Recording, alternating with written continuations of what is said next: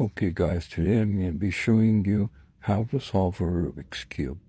First thing of solving a Rubik's Cube, we're going to need to learn an algorithm. It's called a lefty algorithm. I'm going to make parts about this. A lefty algorithm and a righty algorithm. Let's do the righty algorithm. It's up, left, down, right. Okay? Up, left, down, right.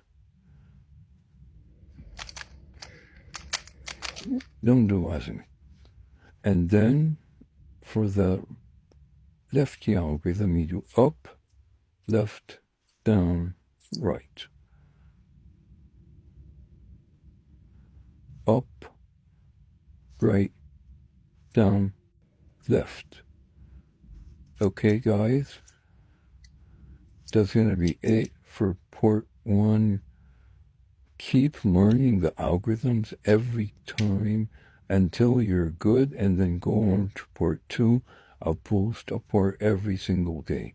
So please learn the part.